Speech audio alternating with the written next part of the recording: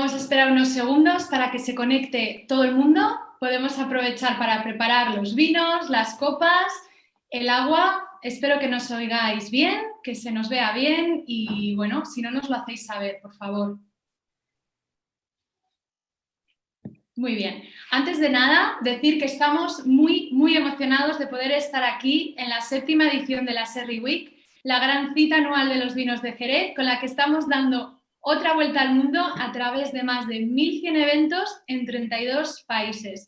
Me llamo Maya Soto, soy Sherry Ambassador y una de las personas detrás de la organización de la Sherry Week de este año. Muchas gracias de verdad por estar aquí con nosotros. Contamos con nada más y nada menos que 456 personas registradas para la cata profesional de hoy. Increíble. La cata va a durar aproximadamente 1 hora. Os proponemos utilizar el chat para que charléis entre vosotros durante la cata. Podéis hablar de vuestras opiniones, experiencias personales, lo que queráis. Y si tenéis alguna pregunta concreta que nos queráis transmitir a nosotros, podéis ponerla en la función de preguntas y respuestas. Haremos todo lo posible para responderlas durante la cata. Dejaremos espacios durante la presentación, probablemente entre un vino y otro, para ello. Os animamos también a utilizar el hashtag SherryWeek en todas las publicaciones que hagáis en nuestras redes sociales sobre la actividad. Este seminario lo hemos hecho en colaboración con Voz de Boca, con quienes hemos seleccionado y preparado las 4 referencias que vamos a catar hoy y a los que les agradecemos mucho su ayuda para promover tanto la actividad como el vino de Jerez. Y ahora os voy a presentar a nuestros 2 protagonistas de hoy, aunque seguramente ninguno de los 2 necesita presentación alguna. Por un lado tenemos a César Saldaña, quien ha desarrollado casi toda su carrera profesional en el ámbito de la comercialización internacional de vinos y ha sido elegido recientemente presidente del Consejo Regulador de Jerez, tras muchos años como director general del mismo. Conoce el Jerez como la palma de su mano y lo comunica como nadie. Contamos también con otro invitado de altura, Josep Roca, sumiller, jefe de sala y copropietario del célebre El Celler de Can Roca, que dirige junto a sus 2 hermanos, Joan y Jordi. Con 3 estrellas Michelin, elegido en 2 ocasiones mejor restaurante del mundo, es un auténtico templo gastronómico que cuenta con más de 1.500 referencias enológicas, entre las que el Jerez es un claro protagonista. Os dejo con ellos, que disfrutéis muchísimo de la experiencia. Muchas gracias. Pues muchas gracias, Amaya. Y bueno, lo primero, encantado de estar aquí, encantado de estar también acompañado. Muchas gracias, Josep, por nuevamente ser tan generoso con Jerez y con los vinos de Jerez. Es un placer tenerte. Comentábamos antes de esta conexión que, bueno, pues ahora, durante estos días, tenía que estar ahí, tenía que estar en Girona, pero bueno, las circunstancias nos han impedido bueno, estar juntos, así que es un placer estar en cualquier caso a través de Internet. Bueno, ya ha explicado Amaya un poco cómo va a ser esto, así que si te parece, Josep, lo que vamos a hacer es que iremos catando, pero lógicamente iremos intercalando algunas preguntas, algunos temas, aquellos que nos hagan llegar, la mucha gente que nos sigue, pero también algunas preguntas que a mí me gustaría hacerte. Así que lo primero de todo, Josep, cuéntanos, comparte un poco con nosotros cuáles son tus primeros recuerdos en los que el vino de Jerez forma parte de ellos y bueno, pues a partir de esos recuerdos, ¿cómo llega o cuál es el papel que tiene el vino de Jerez hoy en el Celler de Can Roca? Pues mira, fíjate que para mí hablar de Jerez es hablar de infancia. Justo estoy ahora donde me veis, no es el restaurante, esto está a 100 metros del restaurante, pero estoy como a 50 metros de donde nací. Físicamente está en la casa, está aquí al lado y la estoy viendo, donde nacimos Joan y yo. Y cuando nací yo nos trasladamos 100 metros más arriba, donde está el Celler de Can Roca, al bar que ha sido el lugar de cobijo de nuestra infancia, de nuestra vida, de nuestro crecimiento personal y de convivencia en un barrio en construcción con gente llegada del sur, gente despegada, gente buscando mejor porvenir, pero en definitiva de esos extrarradios de las ciudades, esas periferias en las que yo me siento muy identificado. Vivimos en este mismo barrio, crecemos en este mismo barrio y en este barrio, en esa puerta abierta siempre, los primeros 12 años de infancia, hay siempre siempre una mirada al sur, una manera cercana a esa filosofía de beber y vivir de la gente del sur que para mí es próxima.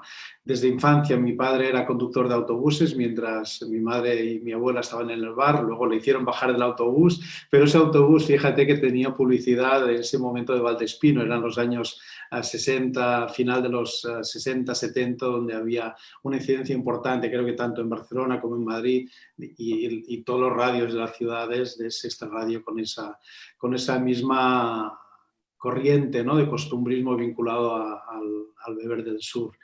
Y probablemente la escuela de hostelería es cuando me doy cuenta, además, cuando hago mi viaje de fin de curso, lo hago a Jerez y allí ya pues me acabo de bautizar directamente, ¿no?, de ir a la sacristía y hacerme un devoto apasionado, porque aquello que era intuición, aquello que era costumbrismo, aquello que era una transmisión de unos valores que veías de una gente que bebía y disfrutaba de esa manera, se convierte también en intentar comprender desde una mirada enciclopédica, ¿no?, desde una mirada de los libros, desde una mirada de la curiosidad profesional, también de poder acercarte a un mundo que lo tenías como muy escondido en el concepto academia, pero que luego lo descubres y se convierte en apasionante, en el que sabes que cada vez que vas a Jerez vas a aprender muchísimo, porque cada bota te da una lección.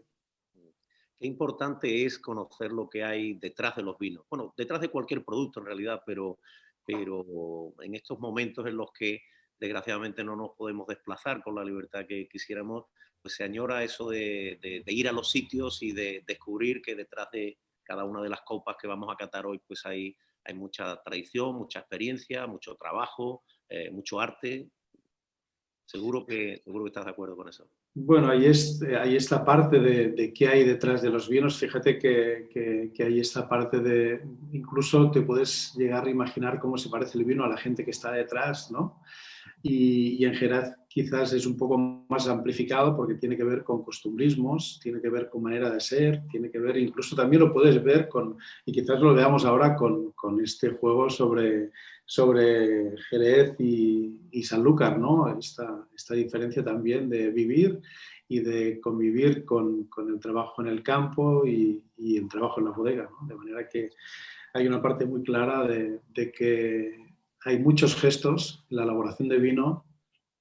En Jerez, además, hay muchos pasos cuando ya el vino está criado, ya está hecho, ¿no? De ese mosto a todo lo que representa ese recorrido de crianzas estáticas dinámicas que lo envuelven de curiosidad, pero también de matices, ¿no? Y el gesto en Jerez también es importantísimo, ¿no? Desde el arrumbador al capataz, a la gente que está pues, decidiendo también qué camino seguir con esas botas y con esos mercados, porque también tiene que haber una estrategia de mercado y también vas viendo que en el largo de los últimos 200 a 300 años hay también como distintas corrientes, distintos movimientos, distintas situaciones vinculadas al éxito y también evidencias de que el éxito perjudica, que hace daño, que hay que protegerse, que hay que tomar distancia y que también del éxito aprendes a que tienes que, sobre todo, volver a comenzar, ¿no? Y volver a comprender que cada día hay un reto, ¿no? Y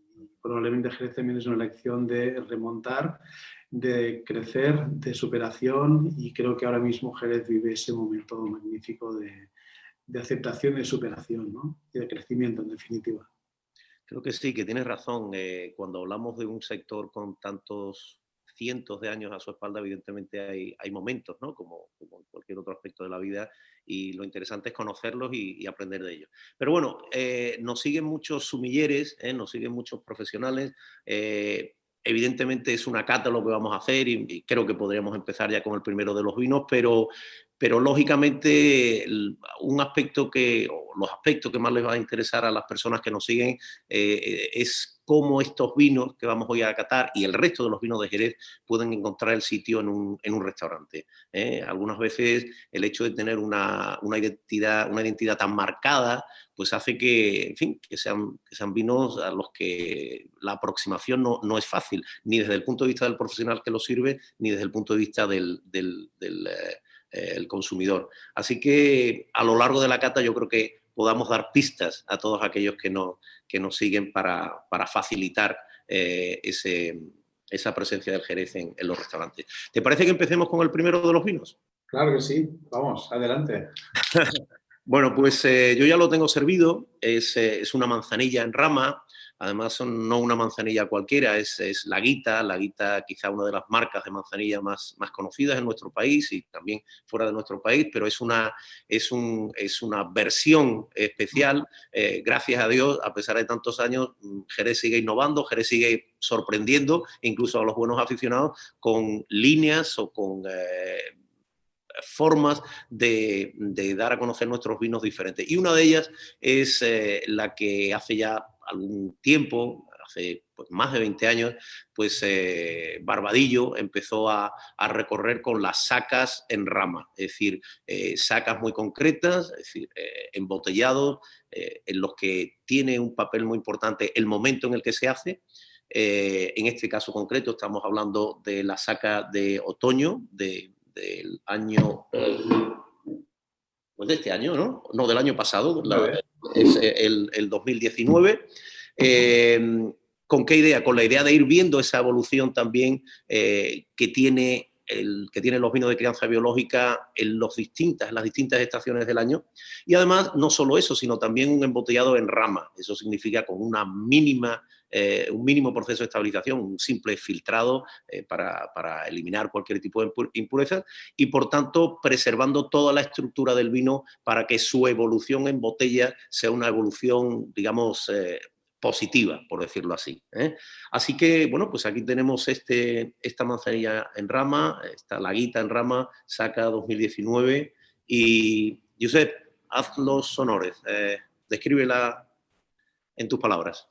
Bien, tenemos aquí la oportunidad de podernos acercar a esta idea de vino de suelo, también esta idea cercana del costumbrismo serruqueño, de trago, de un vino vinculado a esa idea del monocultiva y del minifundio, de las pequeñas parcelaciones, ¿no? De pensar en manzanilla también es pensar en como un concepto de mucha diversidad, de propiedades distintas, de importancia también del mundo cooperativista, ¿no? Que a diferencia de Jerez, yo creo que en Sanlúcar también tiene un peso importante y que también pues este acercamiento a la idea del suelo, de una originalidad, de una ligereza, de una frescura, de una singularidad realmente especial que aquí pues, se nos hace grande en la calidad del terreno, de ese Miraflores La Baja, que da una sensación de como más de potencia, como más vigor, como más de estirpe, ¿no? Como más de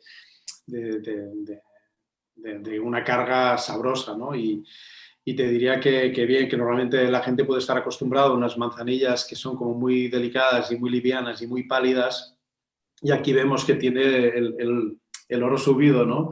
Que tiene una contundencia de tonos mucho más vigorosos para lo que representaría una manzanilla, mucho más vivos, con mucho brillo, y esta parte también simboliza también una sensación que seguramente en boca tendrá una sapidez, una jugosidad y un efecto vertical interesante, ¿no? Yo creo que una de las cosas interesantes que podemos tener aquí es esta parte de una nariz en la que notas esa crianza en velo, que hay esa riqueza, que hay ese volumen de elementos punzantes, ¿no? Esa parte de carga de todo eso que a veces llaman acetaldehídos, enmarcados en una riqueza realmente muy, muy animada, ¿no? Es como muy rico de flor, con una sensación de flor de vida, de que es una primavera en otoño, ¿no? Aquí dicen saca de otoño, pero notas que hay una flor intensa, ¿no? Es como la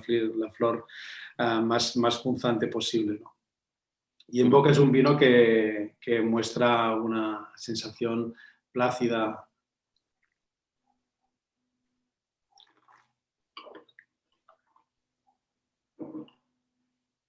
que te hace salivar, que te da potencia, que te da una sensación de envolver todo el paladar, pero que te lo deja absolutamente seco, y que tienes como una sensación de estar delante de uno de los grandes vinos del mundo.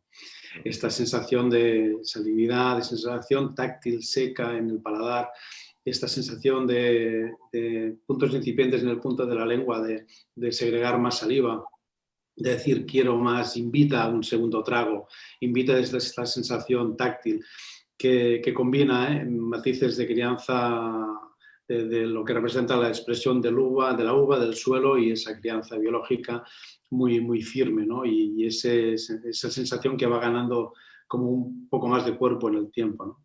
Ujú. Belleza embotellada desde esta parte jovial que se muestra también con una profundidad, con una sensación de entereza, con una sensación de seguridad en la longevidad, de que este vino puede aceptar esta remontada porque va a ganar, porque al final lo que va a explicar es que viene un suelo maravilloso de esta parte de Flores la Baja, ¿no? Y que detrás pues hay historia, hay una historia contundente, hay un vino afilado y estos perfumes aromáticos en nariz que se amplifican desde esas partes de la almendra, esa parte de la manzana que da ese acetaldehído, esa parte de la sensación de salazones, de riqueza floral, de puntos mantecosos vinculados a esa parte como más de las harinas del mazapán, pero muy, muy justo y delicadamente aliñado, ¿no? Como si fuera un frangipán,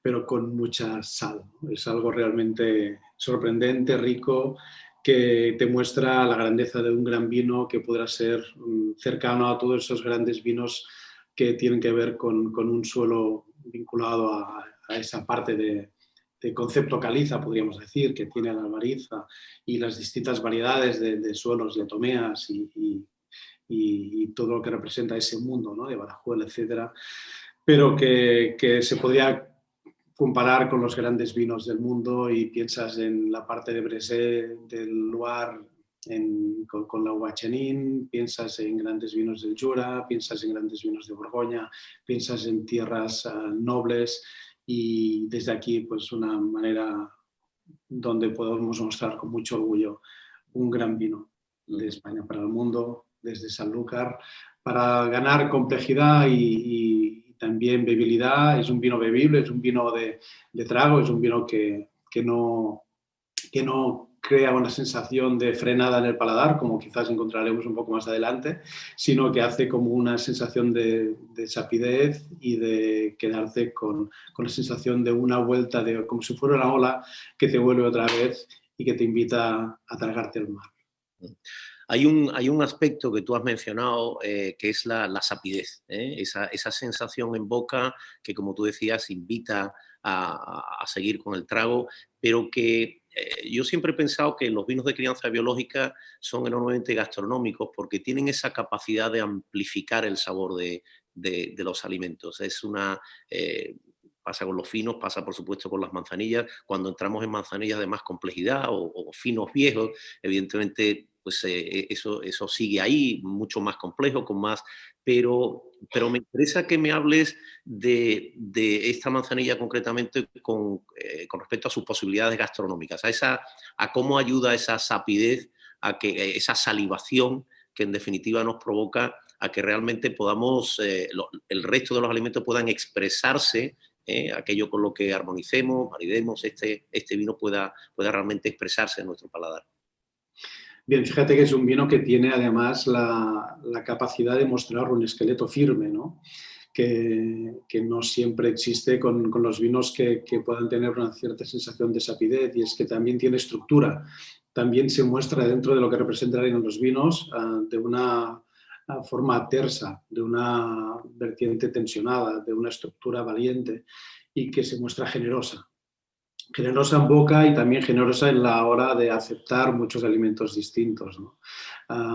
Este es el primer inicio de lo que podríamos hablar como versatilidad, que luego se va amplificando con otros colores del mundo del Jerez, con otras tipologías, pero que aquí va directamente vinculado a todo lo que representan productos que tengan esa noción de sal, esa noción de sapidez. También esa interacción de sensación táctil te permite jugar con embistes vinculados a los grandes extremos, a los vinos, a los alimentos que tienen acideces elevadas. y que también lo acepta muy bien, ¿no? Y en este sentido, desde conservas, salazones, pero yo os diría la parte como más de la parte de todo lo que representa marisco, molusco. Podríamos hacer un acercamiento a las algas y ahí, pues, por ejemplo, también hay muchas algas distintas y aquí, por ejemplo, a mí me gustaría mucho la lechuga de mar va muy bien con la manzanilla, por ejemplo, ¿no? Desde acompañarlo con una almendra o una aceituna, que sería un elemento simple de aproximación directa de correspondencias, probablemente moleculares, teníamos que pensar también que cuando piensas en el acercamiento de un vino y un sólido, tiene que haber elementos de complementariedad, de versatilidad, de afinidad, de contraste que puedas jugar, ¿no? Y esta parte de volumen en el centro del paladar hacia adelante, de la sapidez, te permite jugar muchísimo con muchos productos del mar, también con algunos productos de umami, pero sobre todo con productos de mar, ¿no? Y también con esa parte, yo decía, esa cocina vinculada a los ácidos. Imagínate ahora esta parte de los escabeches ligeros, de productos de mar, la parte de los ceviches, donde hay también esa parte acidulada y de efectos térmicos, ¿no? Una parte que también te lleva hacia esa posibilidad de competir con algunas capsaicinas, con algunos sentidos térmicos un poco más elevados, y aquí pues te ofrece un confort plácido, porque tiene la contundencia, pero también la finura para poder llegar a unos límites de sentidos térmicos, como puede ser alimentos imposibles como el jengibre, algunos chiles verdes, que aquí se pueden aceptar muy bien, la rúcula, los berros, los rábanos picantes, los wasabis, donde hay toda esa vertiente de límites, donde no llegan los vinos, la manzanilla en este estilo, con este estirpe, seguro que te llega. Bueno, hablando de límites, vamos a pasar al segundo de los vinos y estamos en ese límite impreciso entre, bueno, pues las dos crianzas de Jerez, la crianza biológica de la que hemos hablado con la manzanilla laguita, y de la crianza oxidativa. Tenemos aquí un Don Zoilo, un amontillado de 12 años, un amontillado, a mi modo de ver, con una enorme tipicidad. Me parece que nos sirve muy bien para entrar en toda la enorme diversidad que son el mundo de los amontillados, ¿no? Porque hay amontillados más finos, amontillados más olorosos. Este amontillado es un amontillado que ha pasado 8 años en crianza biológica, que de forma natural se ha extinguido el velo de flor, simplemente por la ausencia de nutrientes en el vino después de tantos años de crianza biológica, y posteriormente tiene 4 años de crianza oxidativa. Por tanto, a mi modo de ver, tiene un gran equilibrio y nos sirve muy bien para explicar, y para aquellos que no estén excesivamente familiarizados con los vinos de Jerez, pues para mostrar cuál sería un arquetipo de una manzanilla. Es de la casa Williams & Humbert, no sé si lo he mencionado. Bueno, Don Zoilo es una de esas líneas muy consistente de vinos con unas crianzas importantes, como digo, 12 años en este caso. Y no sé, Josep, háblanos de qué te sugiere este vino.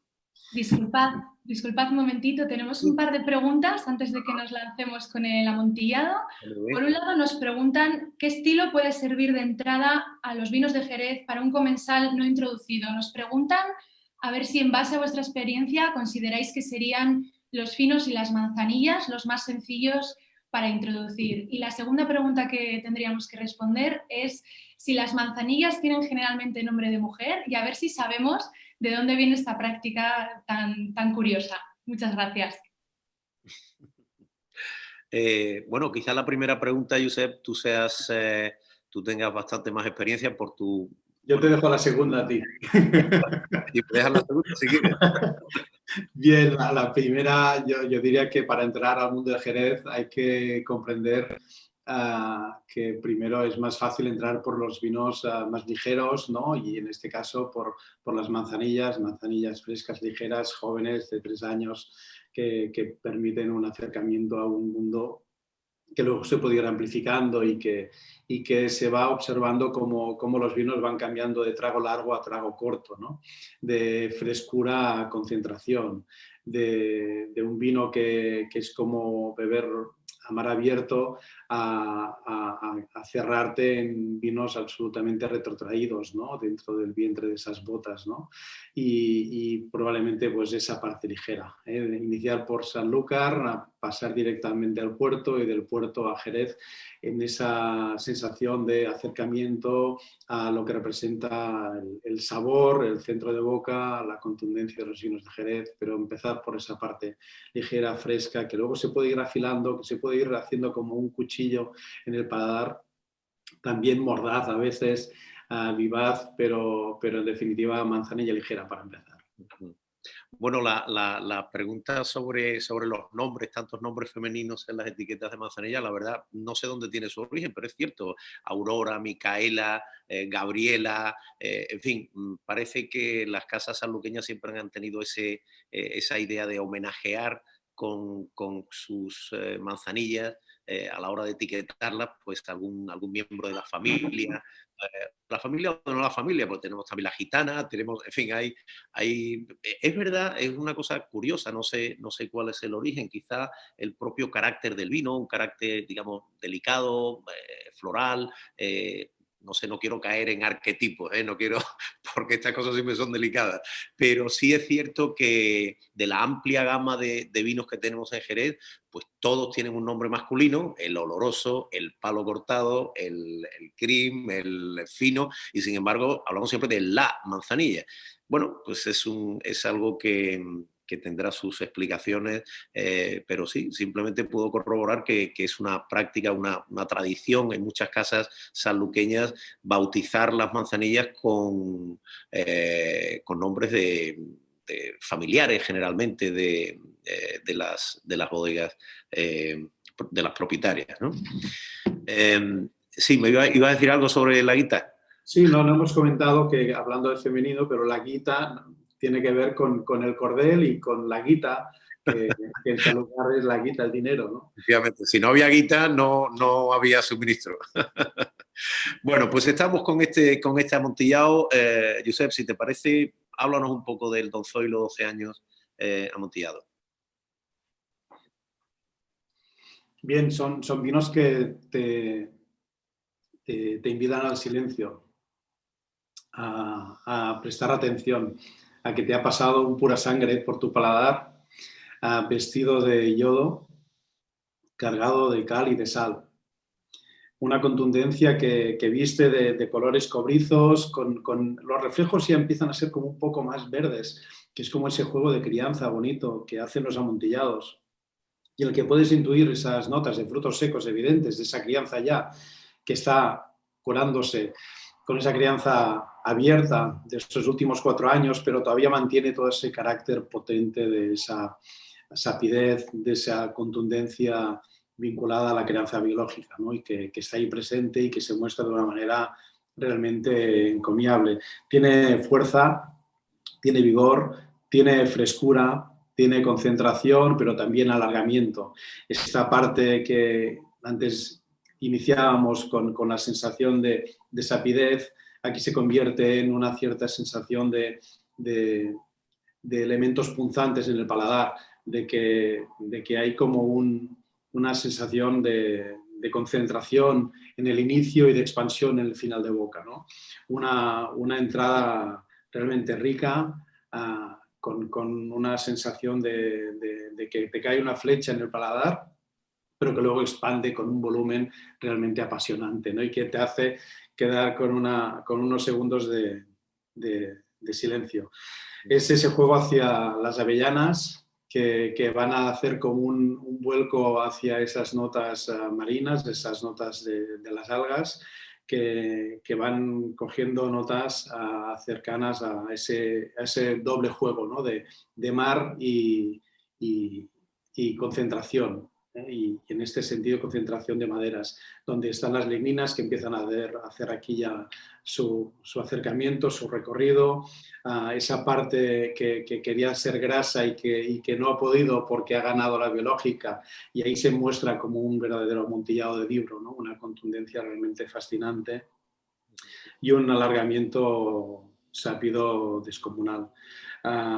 Con 12 años ya creciendo, sabiendo que tiene una madre potente, que aquí hay casta, que hay fuerza, que hay carácter, que hay contundencia, que hay belleza, explicando esos dos mundos, ¿no? Un mundo que viene probablemente de los mejores suelos de esa parte de Jerez, ¿no? De comprender que también el vino que tenemos aquí no solo ha hecho ese juego en el terroir de la bodega, sino que también ha hecho un juego importante en el terroir del suelo, ¿no? Y aquí pues enmarcar toda esa parte de juego y acercamiento a lo que representa los pavos potentes, grandes de allí, como Añina, Carrascal, donde proviene esta uva para William Sanders, ¿no? Una joya. Sin duda, ese carácter contundente, esa personalidad tan arrebatadora, todo esto que has descrito, y también su grado alcohólico, estamos hablando de 18 grados, hay quien pudiera pensar que supone un hándicap si estamos utilizando a este vino para acompañar la comida.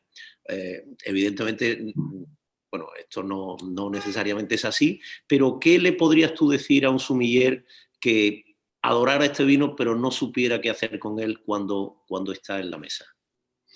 Bien, yo lo que diría es que cuanta más concentración tiene el vino, menos cantidad tenemos que beber. De manera que es un vino que se ha deshidratado al aire, que se ha concentrado y ha perdido una parte de su agua, concentrando todo lo que representan los extractos, ¿no? Y el extracto seco y todo lo que representan acetaldehídos, soleronas, aldehídos, acetatos, etcétera, ¿no? Elementos químicos que se van reduciendo, se van concentrando y que van haciendo que con muy poco te den muchísimo, ¿no? De manera que también tenemos que comprender que a medida que los vinos se van cerrando y se van concentrando, la cantidad de vino que tenemos que ofrecer es menor. A veces se plantea que una copa de vino son 100 mililitros y para todos los estilos de vino, ¿no? Y en este caso yo lo que hago en el restaurante es a veces servir 50 o 30 o 20 o 10 mililitros, es decir, y dependiendo de la cantidad del producto que vas a tomar, también una combinación que tenga que ver con la proporción sólido-líquido, es decir, si te vas a comer algo muy pequeño, no pongas mucho vino, porque no va a hacer falta. Si comes esto, pues bebe esto. Entonces hay un juego sobre dimensiones y sobre también el servicio de los vinos que hace que tenga que ver a veces el tipo de copa y también la cantidad de contenido que hacemos, ¿no? En definitiva, es un vino que cuando tú lo has probado te ha quedado como en el centro del paladar y arropado a una contundencia de una boca seca, y realmente que te hace salivar. De manera que te permite aquí vinos, o sea, platos que tengan una potencia, que tengan una contundencia, que tengan una parte sabrosa o que tengan también esa parte de lo que antes comentábamos, de sabores de alimentos casi imposibles de maridar con vinos. Aquí esto te lo aguanta todo porque tiene un esqueleto y tiene una fuerza descomunal, ¿no? Es como está vestido de acero y cubierto de algas y con una contundencia de todo lo que representa esa parte curtida de las oxidaciones más nobles posibles, ¿no? De manera que aquí, desde una alcachofa que está guisada, que será difícil con otros vinos, aquí será muy fácil. A mí me gusta esa combinación de, ahora que tenemos la manzanilla y el amontillado, de la cabeza de la gamba, del sabor de la cabeza de la gamba cuando la has cocido o marcada a la brasa, con esa potencia y ese sabor de yodo contundente que tienes en el paladar, de succionar el sabor de la cabeza de la gamba y luego un sorbo de amontillado. Es algo para mí sublime, vinculado a esa parte de sumar concentración, sumar yodo, sumar oxidación noble y sumar belleza en tu boca, ¿no? Y la cola, pues con la manzanilla, que permite esa parte más ligera, ¿no? Evidentemente, claro, si tienes los langostinos de brioso, los langostinos de Sanlúcar va fantástico con la manzanilla, pero este juego de la concentración, fantástico aquí. Cuanto más concentrado sea un producto, un plato, un guiso, si tiene esas notas también cercanas a la idea del mar, funciona muy bien. Si tiene los tonos metálicos, funciona muy bien. Y también esa parte de las notas más cáusticas, más térmicas, como las pimientas, como los chiles, como los moles, que tengan también algún acercamiento a esa parte de estiramiento en el paladar, ¿no? Antes decía los ceviches, es una bebida que además acepta muy bien todo lo que representa el acercamiento a los productos umami que podemos amplificar desde nuestro jamón, de un jamón ibérico. También depende un poco del concepto de textura, luego si quieres hablamos de textura, pero del jamón a los productos que tienen más umami, que serían pues la anchoa, por ejemplo, luego la anchoa sin salazón, la sardina, productos muy potentes como el tomate, que es sorprendente, pero dices, ¿por qué fijas también un gazpacho con un fino, por ejemplo, ¿no? Es decir, bueno, pues el tomate tiene mucho umami y es un producto realmente muy interesante para armonizar con los vinos de Jerez. Los quesos, sobre todo parmesano, extravecchio, pero todo tipo de quesos curados, de pastas cocidas, pastas prensadas, tienen muchísimo umami, funcionan muy bien con los vinos de Jerez. El té verde también, que tiene una proporción de 400 miligramos por kilo, también funciona súper bien. Té verde, las algas, el kombu, por ejemplo, también, la yakame no tanto, pero el nori también muchísimo. Y en definitiva toda esa parte de la cultura japonesa y evidentemente la soja, los pairings, las salsas marcadas hacia esa parte más sabrosa, contundente, tienen también ese acercamiento al umami y al kokumi, ¿no? Que es como esa sensación que menos de sal, pues más vigorosa. El kokumi es como esta mirada que hace que a los alimentos tengas que utilizar menos grasa, ¿no? Así como el umami tiene como más sal, pues el kokumi es como un alargamiento, como una persistencia, como una densidad más en el paladar, y ahí también juegan los vinos de Jerez, ¿no? Yo creo que Jerez tiene la capacidad de mostrarse muy firme con los alimentos más sabrosos del mundo, con las cocinas más exóticas, más punzantes, más térmicas, y en definitiva también más generosas en sabor. Cuando hay sabor, allí tiene que estar Jerez. Sí, yo una de las cosas que siempre he pensado una de las grandes aportaciones que creo que puede hacer el Jerez, este tipo de Jerez, una vez que lo situamos en la mesa, es esa capacidad de permanecer en el paladar, esa persistencia tan enorme que tiene, ¿no? Y que por tanto te produce un alargamiento de la sensación, de la armonía que consigas en la boca. Pero te iba a preguntar otra cosa. ¿Qué importancia le das tú, Josep, a las temperaturas? Que es otro aspecto en el que muchas veces el sommelier, pues, con el vino de Jerez anda un poco perdido. Bien, es importante tener esta sensación de que sobre todo es un vino, es un buen vino, es un vino de un buen origen. Pensar, ¿no?, esta parte histórica de siglos, de muchos siglos atrás de conocimiento de terreno en el marco de Jerez, de manera que viene de un suelo concreto, de una singularidad especial, que más allá del trabajo del ser humano, de esos gestos, de los distintos tipos de poda que se pueden hacer en Jerez, de los tipos de cuidado, de distintas épocas incluso en el marco de Jerez, el suelo siempre te cuenta cosas, ¿no? De manera que lo que me refiero es de que no hay que tomar siempre un vino súper helado porque te vas a perder muchas cosas, ¿no? Y este acercamiento hacia... yo tengo una tendencia a subir la temperatura de los vinos, también los vinos de Jerez. Me gusta ese margen de los 12 a los 14 grados para la mayoría de vinos, pensando en que cuando tú pones un vino muy frío, pasa muy rápido en el paladar y sacias la sed, pero pierdes tantos pliegues de sabor, tanta contundencia desaprovechada, tanta belleza no escuchada, que es importante dedicarle el tiempo y dejarlo caer en el paladar, acariciar el paladar. Fíjate que nuestra cocina, en Sella Can Roca, trabajamos siempre con una cocina que es más tibia que ardiente, que caliente. Difícilmente presentamos un plato hecho al horno a 200 grados. La cocina de Joan está siempre sobre los 49 grados a corazón de producto, de 49 a 63, donde jugamos entre el crudo cocido en las carnes, por ejemplo. Y nos gusta esa parte de temperatura armoniosa en la que hay una placidez en el paladar, de que hay una confortabilidad donde el sentido del dolor no se altera ni se acciona. Y con el vino también tiene que pasar algo así. Es decir, si tú lo haces muy frío, activa solo sensación refrescante, pero te pierdes que tu cabeza dé información a tu paladar y de ahí conectes con la capacidad de conseguir conectar con los sabores, ¿no? De manera que frescos, no helados, tampoco a calientes, porque tampoco tendrá sentido, porque luego te va a salir una punza de alcohol realmente abrasiva y cáustica, ¿no? Y eso también hay que evitarlo. De manera que a mí me gusta esa parte de seguramente un poco más arriba de lo que se hace con una manzanilla. Si recomiendan 6, pues yo me voy a 8 o 10.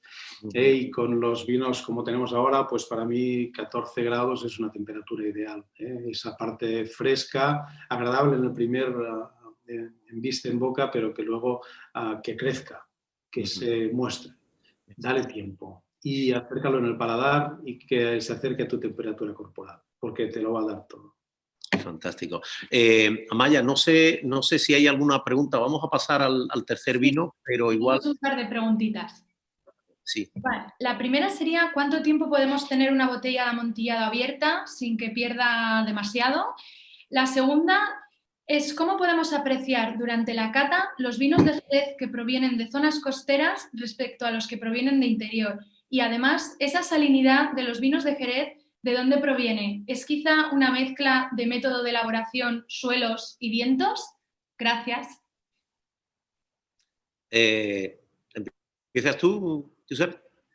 Bien, yo te diría que en el paladar puedes notar más frescura en las manzanillas. Todo lo que provenga de mar tiene un acercamiento vale, hay varios factores, ¿eh? Hay una parte que es el suelo, otra parte que es la condición geoclimática, las construcciones del suelo, que también pueden variar, la altura, que también hace una parte de condicionante, y luego también el sistema de trabajo en la poda, ¿no? Ese juego de vara-pulgar, sobre todo que es en la zona de Sanlúcar, donde hace que los vinos también sean como más delicados y permitan una sensación como más fresca desde el origen y desde la conducción desde el origen, ¿no? Esas serían algunas consideraciones a tener en cuenta. Y luego todo el proceso de crianza también se hace distinta a la biológica en Sanlúcar que en el puerto y que en Jerez.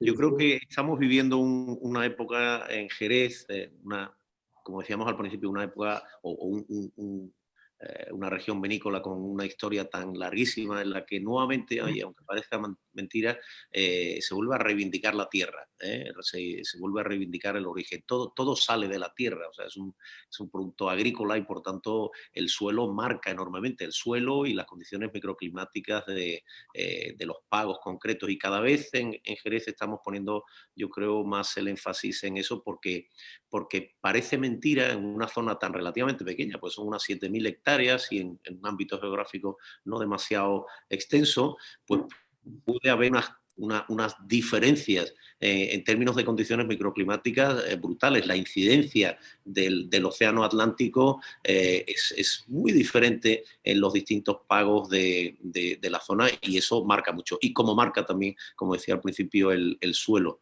Pero también lo ha mencionado Josep, hay un aspecto fundamental que es la bodega, sobre todo para las crianzas biológicas. Y esa fauna que ha ido década tras década, siglos en algunos casos, pues colonizando las botas, colonizando la propia bodega y haciendo que el vino que entra en ese soleraje pues vaya realmente transformándose, adquiriendo el carácter de la casa y por tanto, bueno, pues asumiendo la personalidad de cada bodega. La ubicación, por tanto, también desde el punto de la crianza es muy importante. Eso explica esa denominación de origen tan concreta que es Manzanilla Sanlúcar de Barrameda. Pero también entre el puerto de Santa María y Jerez de la Frontera, o Chiclana, o Trebujena, hay diferencias significativas a la hora de criar los vinos y, por tanto, una personalidad que yo creo que merece la pena conocerse. Es un mundo de los vinos de Jerez que nunca acabas de abarcar. Bueno, estamos en el tercer paso de nuestra cata. Ahora nos metemos de lleno en crianza oxidativa. Estamos con Alfonso, un nombre mítico si hablamos de olorosos, de González Vías, muy conocido también, probablemente uno de los olorosos más populares en España y, bueno, a nivel mundial también. Un oloroso de aproximadamente unos 8 años de vejez, íntegramente crianza oxidativa, es decir, íntegramente desde el primer momento vamos a optar porque los vinos estén evolucionando en contacto directo con el oxígeno del aire, de tal manera que esa palidez inicial va tornándose, bueno, pues como veis aquí, unas notas primero ambarinas, luego, bueno, pues más castañas y más castaños y bueno, pues veis que es un vino en términos de color pues mucho más intenso que los anteriores. Bueno, este es un vino que conoces muy bien, Josep, muy bien, de hace muchos años. Estoy viendo, antes de que nos hables de Alfonso, que estás cambiando de copa en cada uno de los vinos. Y ese es otro aspecto interesante. Antes que nos centremos en Alfonso, ¿por qué no nos comentas un poco por qué has optado por copas diferentes para cada uno de los... luego llegaremos al CRIM también, pero... Sí, básicamente la parte para mí esta es bueno, tengo 120 copas distintas en el restaurante. De habituales utilizamos, así como de tiro, unas 25. Pero el otro día contándolas me salieron más de 100 distintas. Es una de mis pasiones, es verdad, así como también me gustan los vinos, me gusta también acercarme a distintas copas, distintos cristales, distintas purezas.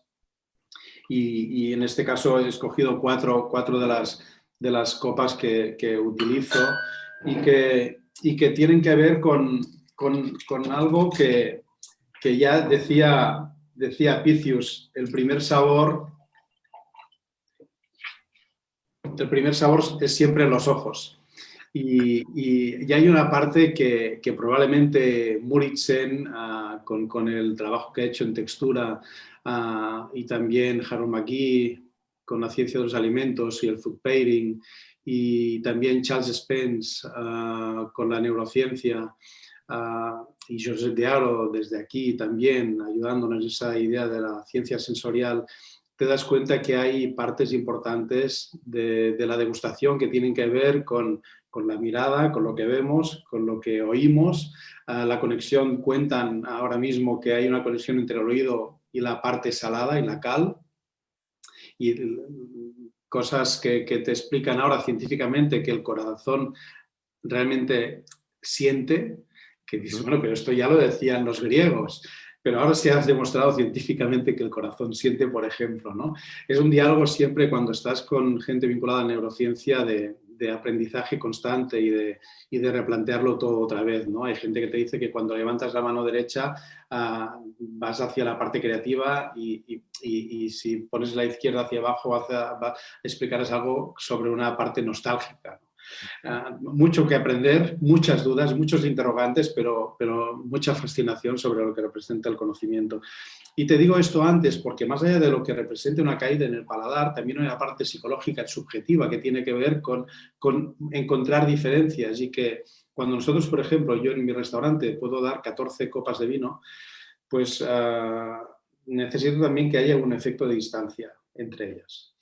Y aquí lo que te he planteado, en este caso son 4 copas, hay una Zalto, una Gabriel, una Shot Whistle y una Riedel. Pero en este caso esta manzanilla busca la cercanía, esta idea de la copa más cercana al champán, que tenga la frescura, la capacidad de mostrar un acercamiento para mitigar la parte cáustica del alcohol y concentrar la idea de la sensación más fresca, punzante en el principio del paladar. Aquí con el segundo he buscado una parte un poco más amplia porque tiene mucho poder, porque tiene mucha concentración, porque tiene un vino dentro denso que se va a mostrar con frescura a la vez y por eso hay esta sensación también que luego te va a caer hacia los laterales, accionando muy bien la parte más salina, ¿no?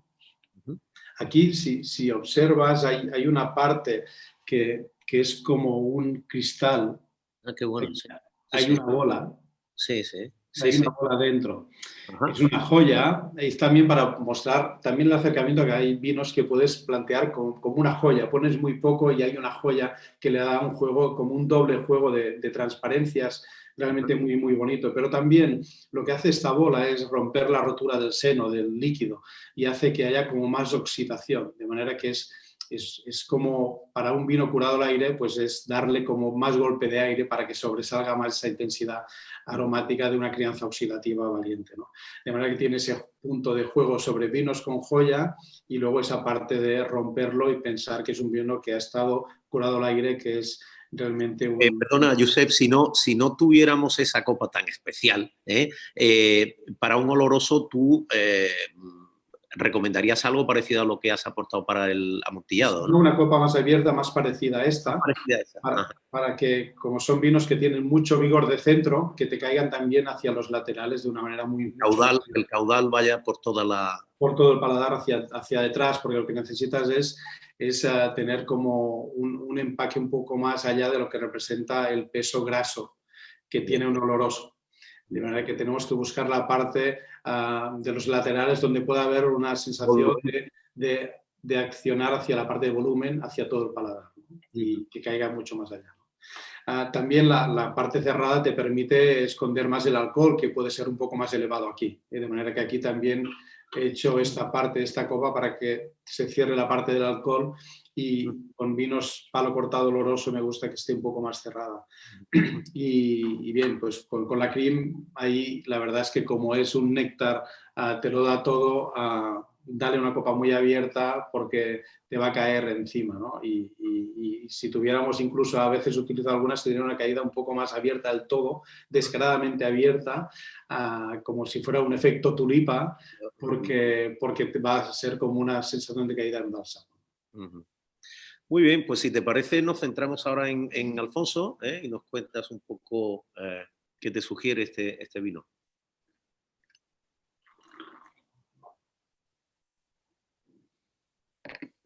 Amabilidad, cercanía, calidez, cobijo, reconfortante.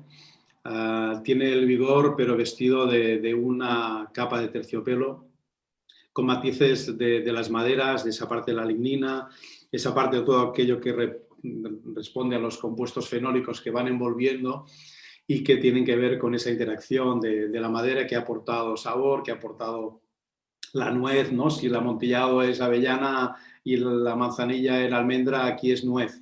Claro. Y ese efecto nuez, que también es uno de los productos que tiene más umami, la nuez, de manera que la nuez es algo también perfecto para los vinos de Jerez, porque tiene esa carga potente, ¿no? Pero curcumarina, el ácido benzoico, ¿no? Esas notas de almendra y de esa parte como más extasiante de los aromas perfumados, ¿no? Y bueno, vainilla, canela, cuero, barnices, lacas, todo ese juego graso realmente acariciante, envolvente y que es como algo te arropa, ¿no? Y en este tiempo cuando entra el otoño, yo creo que una entrada del oloroso es como un baño de sol vestido de un cobijo como de un fuego a tierra, ¿no? Que te da esa sensación de proximidad, de calidez, de querer estar cerca siempre de un oloroso en invierno.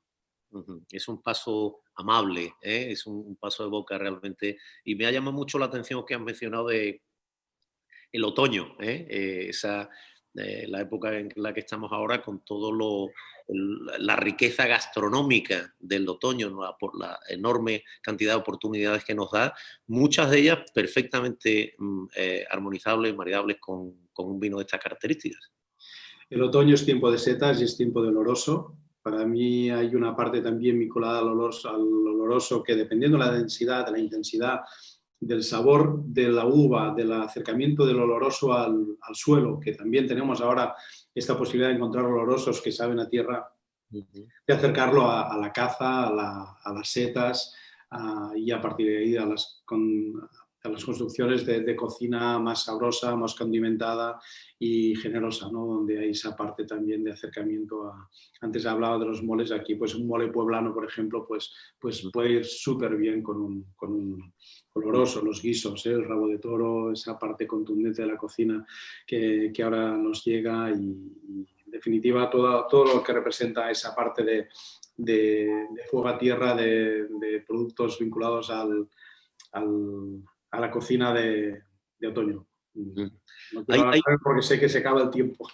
Sí, pero déjame que te haga una pregunta antes de que pasemos al siguiente vino y tiene que ver con el orden a la hora del servicio. Evidentemente estamos en una cata en la que, bueno, pues hemos sido un poquito clásicos en el sentido de empezar por estructuras más ligeras, mayor salinidad, más sequedad y vamos ganando en estructura, pero a la hora de servir estos vinos, por ejemplo en el Cellet o en cualquier otro lugar que tú, en fin, ¿crees que el orden es importante a la hora de, o va a ser la comida lo que marque la necesidad del acompañamiento?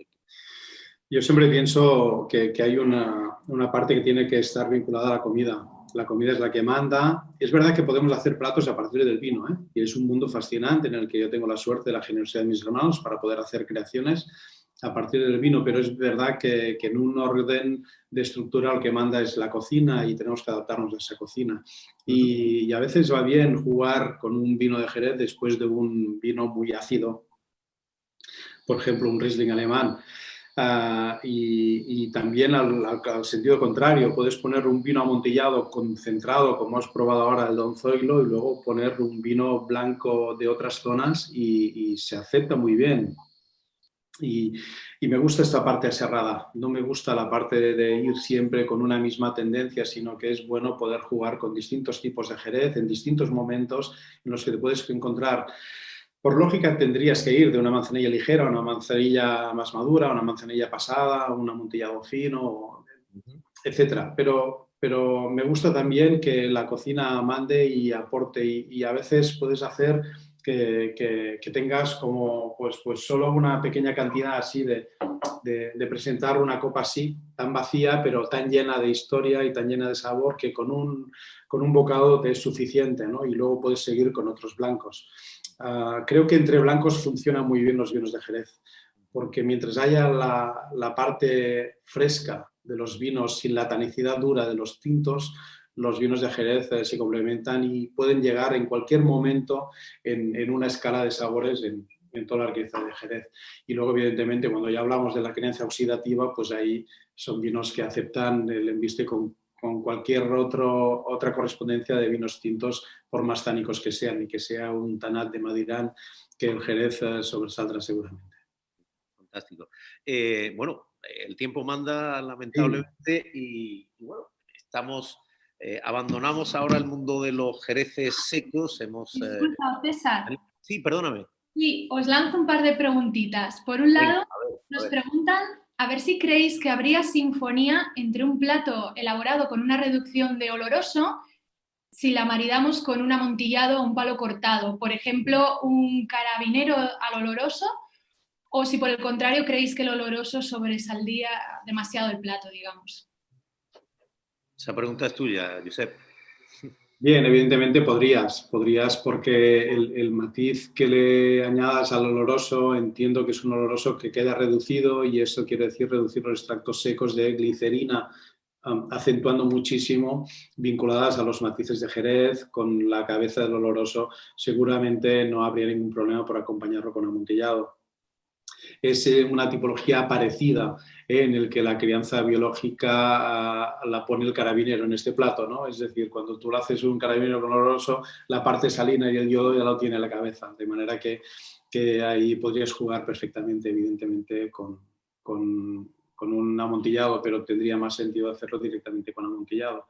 Pero son hermanos de raíz, de crianza y solo varía esa parte de lo que hemos notado ahora del amontillado oloroso, que es la parte de glicerina o no glicerina, ¿no? Que no sé si no lo hemos comentado, pero que el fino se cría gracias a que hay unos bichitos ahí que les gusta mucho la glicerina, lo convierten en muy seco, ¿no? Esa parte sensación que cuando tomábamos el Don Zoilo era como un reprise en boca, ¿no?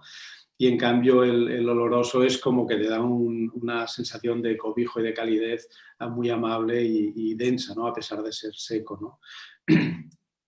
Claro. Y con esto que hemos comentado del otoño y del oloroso, nos preguntan si creéis que cada estación del año tiene su vino de Jerez.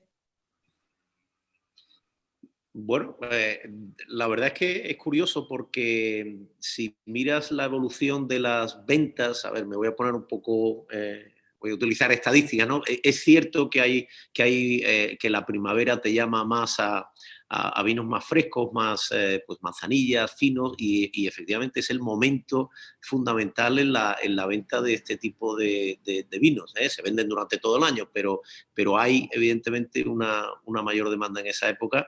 Mientras que, pues te diría que sí, que en el otoño, cuando empiezan a entrar estos días como el que tenemos hoy en Jerez, un día lluvioso, gracias a Dios, pues todo el mundo está encantado de copear con un oloroso, ¿no? No sé si tanto como un vino por estación, porque tenemos muchos más vinos que estaciones, pero sí hay algunos momentos que te invitan a determinados estilos de vino. No sé qué opinas al respecto, Josep. Estaría de acuerdo en esta sensación de temperatura corporal, temperatura ambiental y correspondencia. También es verdad que yo te diría que hay un vino de Jerez para cada hora del día.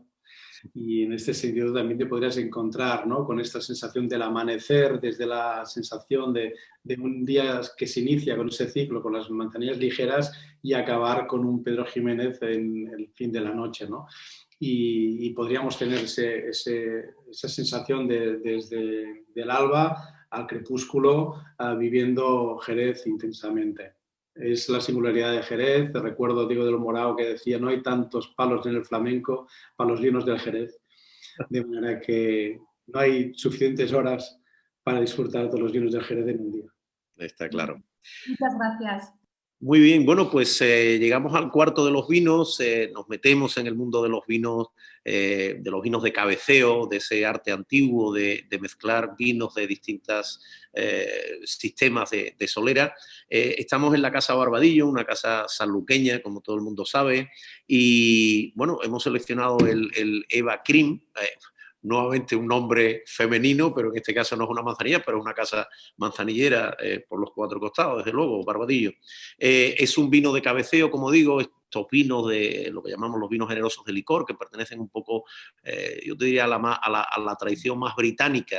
Jerez es un compendio de muchas cosas, de muchas, en fin, de muchas influencias y una no menos importante, una que desde luego ha marcado bastante nuestra personalidad, es el paso y la presencia todavía en nuestra tierra de muchísima influencia británica. Ellos son los que demandaban fundamentalmente cabeceos, es decir, combinaciones, ensamblajes de distintos de vinos en los que siempre había un cierto aporte de dulzor. Bueno, pues este es un cream, una combinación absolutamente típica en ese sentido de un oloroso y de un Pedro Jiménez, y por tanto un vino en el que vamos a encontrar toda esa calidez, esa amabilidad, todos esos rasgos de la crianza oxidativa, esa riqueza glicérica, pero además multiplicada exponencialmente por el aporte de ese vino tan singular como es el Pedro Jiménez, un vino procedente de uvas semi-pacificadas, ¿no? Uvas asoleadas, como decimos aquí. Así que, Josep, cuéntanos un poco en fin, cuál es tu descripción de este vino tan interesante. Bien, es un vino que muestra sobre todo, bueno, un color mucho más subido, un color subido de tono, ¿no? Esa parte ya que va hacia los cobrizos intensos y hacia los caobas y que va mostrando una amabilidad en nariz que tiene que ver con esa parte del sol embotellado, concentrado, deshidratado, reducido y vestido de uva pasa, y que va recogiendo matices que luego te caen en boca como un vino de miel, ¿no? Un vino de miel de brezo, con esas notas más oscuras de la pasa, del higo, del café, del cacao envuelto en grasa, ¿no? No un cacao puro, brue de cacao, sino como un chocolate con una parte de grasa de cacao, de manteca de cacao, ¿no? Y realmente un acercamiento hacia esa parte que está entre el mundo del graso amable, del oloroso, y el Pedro Ximénez, que muestra esa parte de los dátiles, ¿no? Y ahí está entre dátiles, higos, pasas, caoba, canela, vainilla, especies, ¿no? Y es como dos mundos que se unen, que se abrazan, que se quieren, que se saben que pueden unirse para siempre, ¿no? Y que muestran un costumbrismo. Yo creo que son vinos de conversación, de accesibilidad. Antes comentaban en el inicio, ¿qué vinos recomendarías para entrar en Jerez? Pues esta es otra vía para entrar. Uno desde la sal y el otro desde el, digámoslo mal, azúcar, pero desde esta parte de la dulzura, ¿no? Desde la amabilidad, desde los abocados a los amorosos, los olorosos, dulces, los Estindia, ¿no? Los brown a los cream.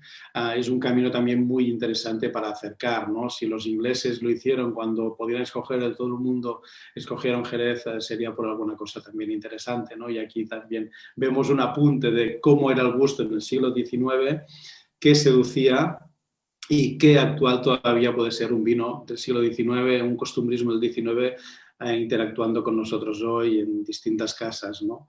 Es algo que representa historia. Yo creo que va mucho más allá de la idea de un vino concreto. Es un vino con su historia, un vino con su generosidad de compartir transmisión de valores desde hace 200 años y que probablemente nos hace viajar antropológicamente a 200 años, mostrando una parte agradable, de mezcla, de divertimento, también de escondite, también de rocío, también de alquimia, también de incógnita, también de algo que también tiene Jerez: misterio, incógnita, rocío, juego, ensamblaje, antes decíamos fusión, unión, en definitiva armonía bella de vinos viejos que se van creciendo dentro de una botella y que son fáciles de compartir. Y que probablemente nos invitaría más a esa parte de tarde-noche, media-tarde, pero también como una sensación de acercamiento al invierno. Es cierto que, bueno, que son vinos que nos traen muchas sensaciones, pero fíjate, no hemos hablado de texturas. Aquí es casi obligado, cuando llegamos a los vinos dulces de Jerez o vinos de cabeceo, pues a mí el aspecto táctil es uno de los que más me llama la atención y creo también uno de los que más juego puede dar a la hora del maridaje. Fíjate, antes comentábamos también sobre el maridaje, pues aquí hay untuosidad, esta sensación de viscosidad lenta en el paladar, ¿no? También de un acercamiento a inundar todo el paladar, a vestirlo de un terciopelo contundente y bien trenzado, como bien fijado, ¿no? Donde la salivación cuesta que llegue a superar esa viscosidad tan amable que te envuelve, como el tacto de miel, como decía, ¿no? Y es verdad que la textura para mí es importante, en tanto que tiene que ver con la dureza, la elasticidad, los elementos quebradizos, la sensación de fragilidad en boca, del recubrimiento, de la jugosidad, de conceptos vinculados a la masticabilidad, a la dureza de la masticabilidad, a la sensación de sinestesia y somestesia, de qué te pasa en el paladar y qué pasa en los músculos de tu paladar cuando tú estás bebiendo un vino, y que interaccione directamente con la cantidad de saliva que tú vas a aportar. La cantidad de glicerina que tiene la saliva también va a tener que ver con qué tipología de vino estás haciendo, de manera que cuando estás tomando un cream, un Pedro Ximénez, pues aquí hay como una sensación de que ya la saliva, la glicerina ya está en tu líquido, ¿no? Ya es como que es como una sensación de menos interacción de la salivación, porque ya está puesta, ya viene con el vino, ¿no? Es algo que te deja como desarmado en el paladar, porque tiene esa parte de untuosidad. Y es verdad que todo esto pues, puede combinar con matices que tengan elementos interesantes de tensión, que tengan una parte importante de elasticidad, de dureza, de índices de dureza importantes, porque vas a poder segregar mucho más saliva todavía, ¿no? Y esto también con elementos ácidos, lácticos, por ejemplo, que también pueden funcionar muy bien. Lácticos salinos, los quesos azules pueden funcionar muy bien porque hay ácido láctico y también un punto picante que combina también para hacer un efecto de contraste, ¿no? De manera que los lácticos, desde un pastel de queso tradicional a esa parte de los punzantes salinos de quesos azules, pueden ir fantásticamente bien aquí. Por afinidad, imagínate todo lo que hay aquí, que es un cesto de frutas secas y de frutas pasas, a todas las frutas pasas que te puedes imaginar caben aquí. También esa sensación bonita y contundente de dejar como pasar ese tocinillo del cielo con una yema, ¿no? Con este vino, ¿no? Que también es como recrear la idea de un bálsamo de dulzura amable, ¿no? Pero me gusta también esa parte del juego hacia los contrastes y hacia los juegos de los cacaos más ácidos con este vino que ya tiene grasa y dulzura, o los vinos vinculados, o los platos vinculados a los ácidos lácticos. ¿Siempre al final de la comida o tú crees que un vino como este puede tener también un lugar? Has mencionado algo de los salados, pero antes, dentro de lo que es la parte salada del menú. Cuando hablamos de vinos que se acercan también desde la untuosidad y la parte envolvente, pueden ir con texturas que sean también así envolventes, ¿eh? Yo me imagino, por ejemplo, unas alcachofas nosotros, por ejemplo, ahora hemos hecho unas alcachofas con un praliné de pipas.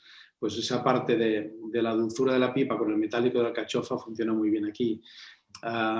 Una parte de un foie que tenga una textura tipo block o entier, que necesitas un poco más de masticabilidad, un poco más de cohesividad en la textura para ingerir el bolo alimenticio, añadido con notas de nueces que recordamos que tenía mucho umami, por ejemplo, pueden funcionar muy bien, o con manzana ácida, que tiene esa parte de los acetaldehídos que nos acercan también a los vinos de Jerez, pero con una parte de frescura málica que puede funcionar muy bien aquí, siempre con elementos que tengan untuosidad y algún elemento astringente, algún elemento metálico, algún sentido térmico, algún sentido acídulo, pueden funcionar muy bien con un cream en medio del menú. Fantástico. Bueno, me temo que estamos bastante excedidos en tiempo, no queremos abusar tampoco de tu generosidad, Josep, pero Amaya, ¿hay alguna pregunta o algo que interese particularmente a los que nos están siguiendo? Sí, la verdad es que la participación está siendo muy buena, pero vamos a destacar solo un par de preguntitas porque, como bien dices, el tiempo apremia. La primera sería, Josep, ¿qué estilo maridaría mejor con platos que utilizan especias como el clavo, la canela, la pimienta negra y la nuez moscada, como serían algunos platos mallorquines? ¿Qué recomendarías?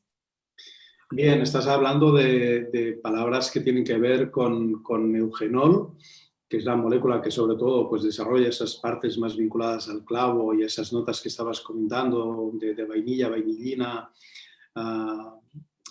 ácido cinámico, y yo te diría más el oloroso. El oloroso es un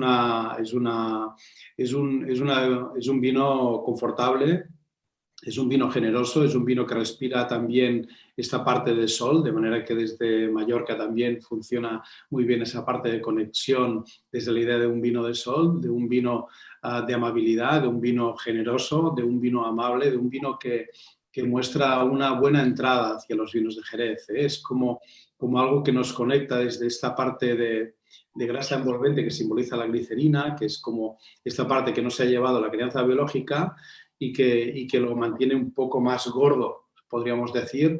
También acepta esa parte más cáustica de los sentidos térmicos, de los picantes, de la pimienta negra y de los especiados que a veces son excesivamente abrasivos y a veces también pueden ser como muy provocativos, como el aroma de la canela, ¿no? que el oloroso lo aceptará muy bien. Perfecto. La última sería, nos preguntan cómo creéis ambos que podemos promocionar y comercializar los vinos de Jerez en países que, como Ucrania, acaba de salir de la influencia de alcoholes muy fuertes, como puede ser el vodka. La pregunta sería, ¿qué tendrían que hacer las empresas interesadas en promocionar el Jerez para poder difundir la cultura del Jerez allí? Sé que es difícil la pregunta, pero bueno, al mismo tiempo también es interesante porque aúna otras muchas preguntas que nos suelen hacer como este tipo de retos para el Jerez. Bueno, si me permites, Josep, empiezo yo, luego tú sigues. Hombre, nosotros desde luego, desde Jerez hace ya años, creo yo, no sé, 20, 25 años, que estamos convencidos de que el vehículo para la adecuada comunicación del vino de Jerez es la gastronomía. Estamos absolutamente convencidos de que es en una mesa donde debe de aprender a disfrutarse, a amarse el vino de Jerez, en toda su diversidad, en toda su extraordinaria versatilidad, y precisamente por ello, precisamente por esa capacidad que tiene, y que nadie es mejor que Josep para explicarlo, de armonizar, de encontrar su sitio con sabores muy diferentes, ya sean sabores, en fin, de cualquier latitud del mundo. Hemos estado durante esta charla hablando de sabores orientales, de sabores hispanoamericanos, en fin, de todo tipo de... Y estoy convencido que en mercados como el que tú has mencionado, Ucrania o cualquier otro, pues también hay pues un interés porque los vinos de calidad, pues formen parte de la experiencia gastronómica. Ahí creo que tenemos un papel importante. Yo, desde luego, creo que hay muchas bodegas de Jerez que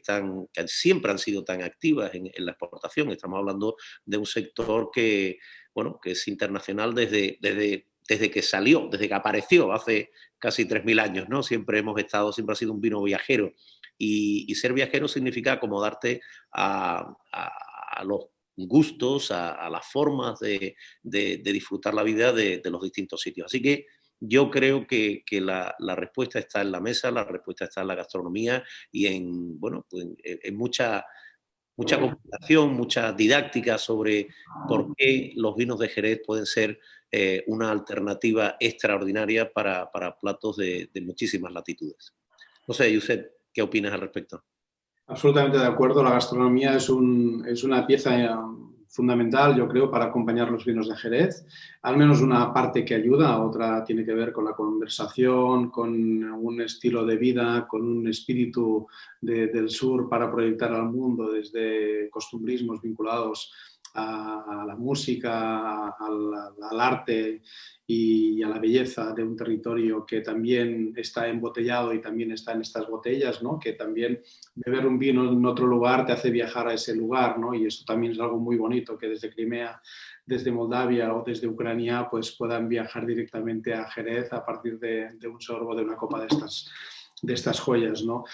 Yo diría a Ucrania que así como han tenido a Moldavia y a Crimea como zonas próximas, históricas, importantes, cercanas al Tokaji, en ese tiempo también está Jerez.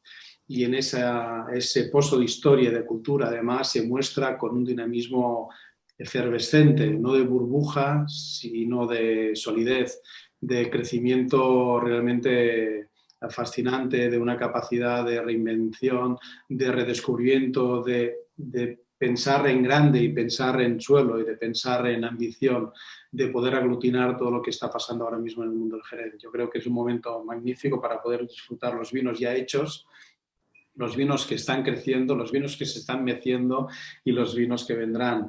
Es un patrimonio histórico único, es una capacidad de poder mostrar esa versatilidad que decíamos desde el punto de vista de la gastronomía, pero también que en ese abanico hay un abanico fascinante para poder llegar a cualquier plato de cualquier gastronomía también en Ucrania. Muy bien, pues esto sería todo. Muchísimas gracias a los dos. La verdad es que da gusto escucharos. Podríamos estar aquí muchísimas horas más. Muchas gracias y también gracias a todos los que han compartido este momento con nosotros. Muy bien, pues muchas gracias. Gracias a todos los que nos han seguido y sobre todo gracias a ti, Josep, por acompañarnos. A vosotros siempre. Salud.